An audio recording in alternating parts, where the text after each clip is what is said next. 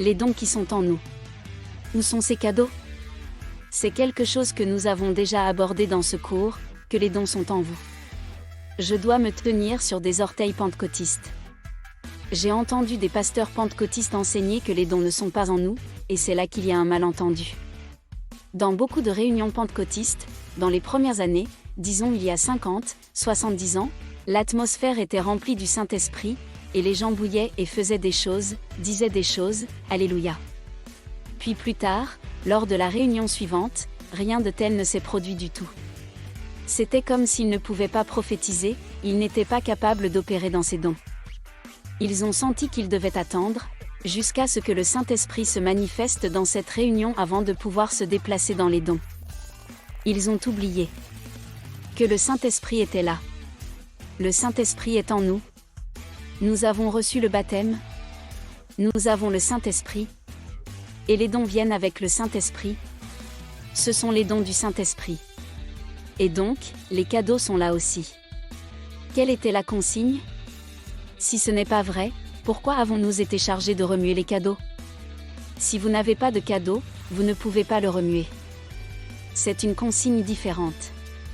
Attendez le frère du Saint-Esprit, jusqu'à ce qu'il se présente et alors vous pourrez couler dans le don de prophétie. Mais ce n'est pas l'instruction qu'on nous donne. Il est important que vous étudiez cela parce que vous ferez face à des défis de la part de personnes, qui suggèrent que vous devez attendre que le Saint-Esprit vienne sur une réunion. Nous devons régler ce problème. Différence entre le don et l'esprit de prophétie. Nous parlons des dons de l'esprit. Mais il y a aussi un esprit de prophétie, Alléluia. Nous enseignerons principalement sur le don de prophétie. Esprit de prophétie. Nous parlerons brièvement de l'esprit de prophétie, maintenant, mais plus en détail dans un module ultérieur. Si vous vous souvenez dans l'Ancien Testament, le roi Saül, il marchait et il est tombé sur un groupe de prophètes qui prophétisaient. Il a rencontré ces prophètes, il a commencé à prophétiser, maintenant ce qui se passait, c'était avant que les dons de l'esprit ne soient donnés. L'esprit de prophétie était sur ce groupe. Alors qu'il se rapprochait de ce groupe, il tomba sous l'onction de cet esprit de prophétie. Et ainsi, il était capable de prophétiser. Mais quand il a quitté ce groupe et s'est éloigné, il ne pouvait pas prophétiser, parce qu'il n'avait pas reçu le don de prophétie. Le don de prophétie et l'esprit de prophétie sont différents.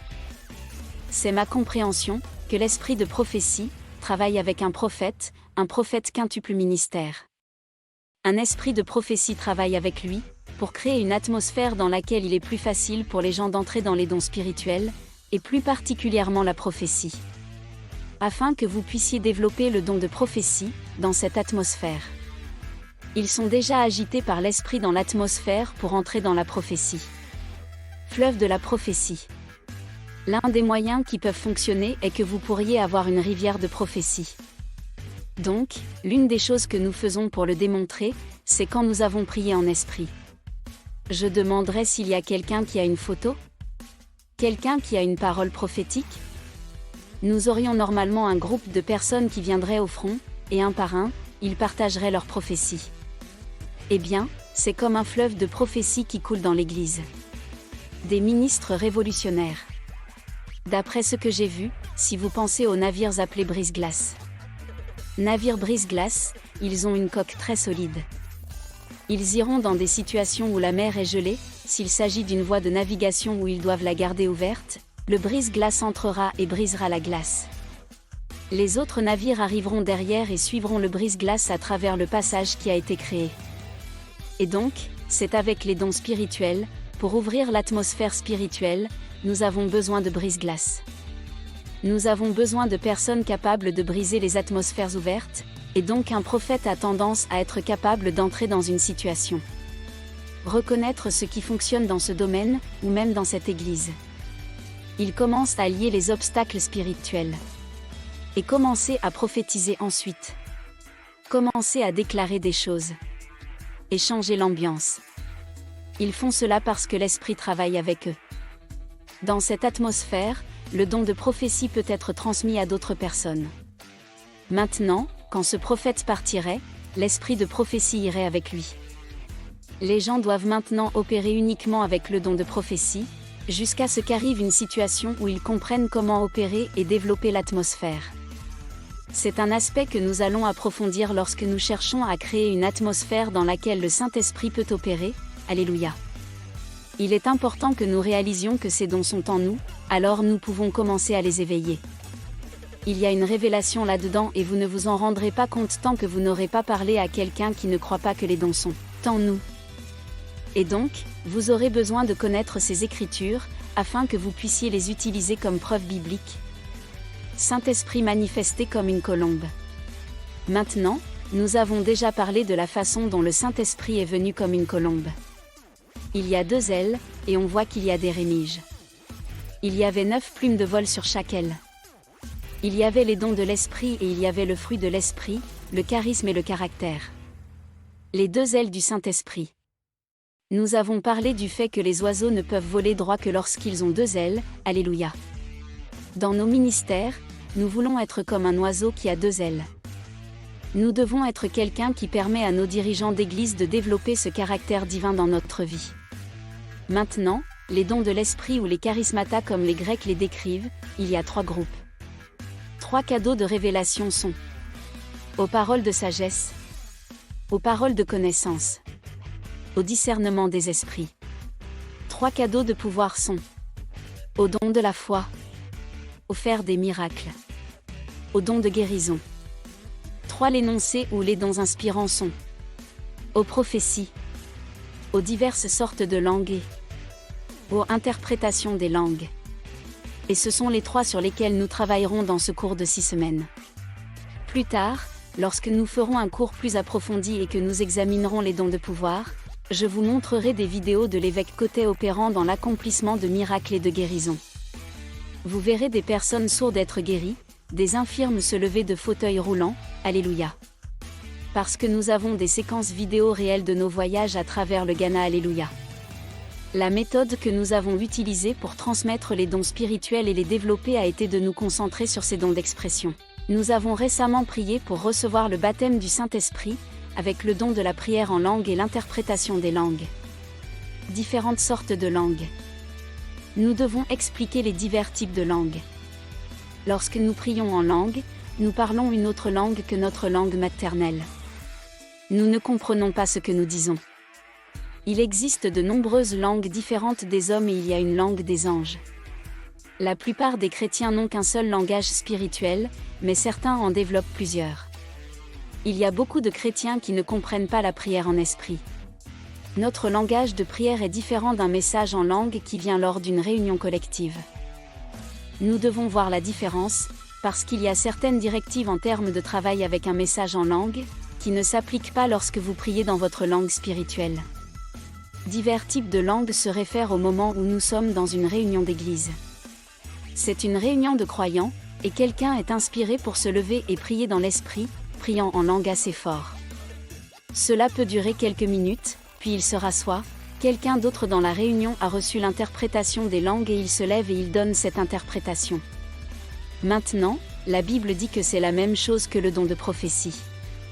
Et ainsi, le don de prophétie consiste techniquement à prier en langue, puis à recevoir l'interprétation et à la livrer vous-même. Par conséquent, nous commençons toujours ce cours par le baptême du Saint-Esprit, supprimer ses entraves. Ainsi, les gens peuvent commencer à prier en langue. Ensuite, nous prions pour qu'ils reçoivent le don d'interprétation des langues. Ainsi, lorsqu'ils prient dans l'esprit, lorsqu'ils prient dans leur langue de prière, ils peuvent demander au Seigneur de comprendre. Ce qui commence à se produire, c'est qu'ils commencent à comprendre ce qu'ils ont prié dans le royaume des esprits. Maintenant, quand nous faisons cela individuellement à la maison, nous pratiquons les dons spirituels. Pour ceux qui le font régulièrement, ils découvriront que lorsqu'ils entrent dans une réunion chrétienne, le Saint-Esprit est susceptible de les utiliser. Parce que rappelez-vous ce que j'ai déjà mentionné, lorsque vous êtes fidèle avec un peu, Dieu vous en confiera plus. Lorsque vous êtes fidèle à votre langage de prière, vous priez, vous laissez le Saint-Esprit prier à travers vous, maintenant vous commencez à utiliser l'oreille qui écoute. Vous commencez à reconnaître ce que le Saint-Esprit prie à travers vous. Vous savez prier en anglais, ainsi que prier en esprit. Délivrer un message en langue. Ne soyez pas surpris lorsque vous entrez dans une grande réunion et que le Seigneur vous inspire à vous lever et à délivrer un message en langue.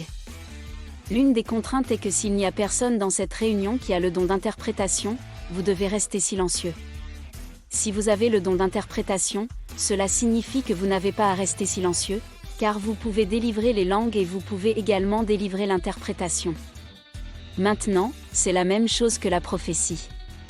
Comment développer le don de prophétie ? Nous prions en esprit pendant notre temps de prière. Nous prions en langue. Nous commençons à développer l'oreille attentive.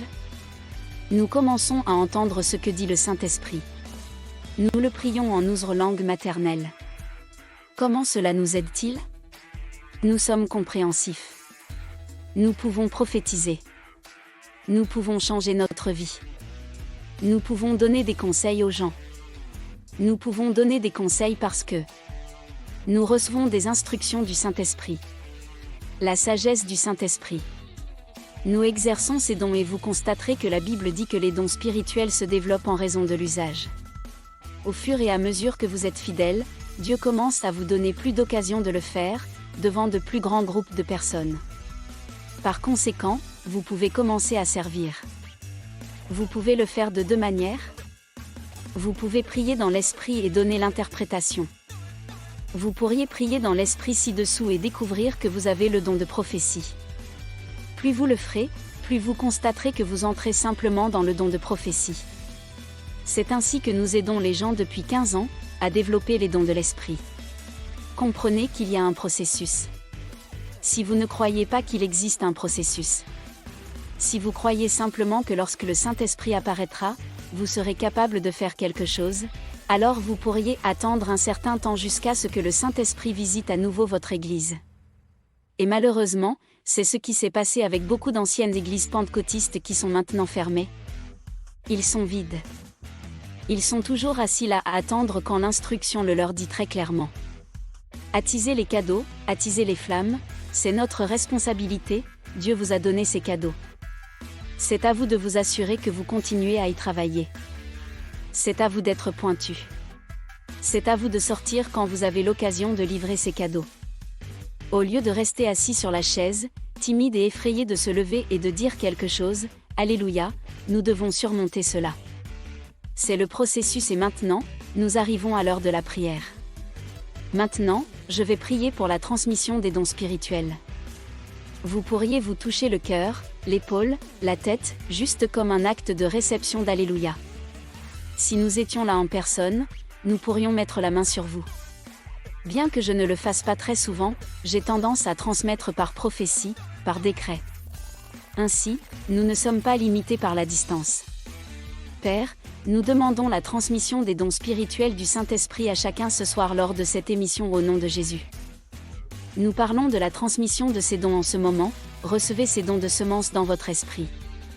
Alors que nous bénissons ton saint nom, Dieu le Père, nous parlons d'une libération de la parole de sagesse, de la parole de connaissance et du discernement des esprits. Nous parlons d'une libération du don de la foi d'opérer des miracles et du don de guérison, et nous parlons d'une libération du don de prophétie de diverses sortes de langues et de l'interprétation des langues. Alléluia, Alléluia, Alléluia, et à partir d'aujourd'hui, je vous demanderai de continuer à remercier le Seigneur et de chercher l'occasion de sortir de ces dons. Maintenant, lorsque vous commencez, il est peu probable que vous prophétisiez pendant 15 minutes, mais vous pourriez prophétiser pendant 30 secondes et donc simplement sortir. L'une des façons de le dire est que votre cœur commence à être plus fort, vous pourriez commencer à transpirer, et vous avez juste l'impression que le Saint-Esprit veut que vous vous leviez et que vous parliez, et que votre chair veut que vous vous asseyiez sur votre chaise et taisez-vous Alléluia, et ça s'appelle un témoin. C'est le Saint-Esprit qui vous aide à réaliser qu'il veut que vous exerciez Alléluia.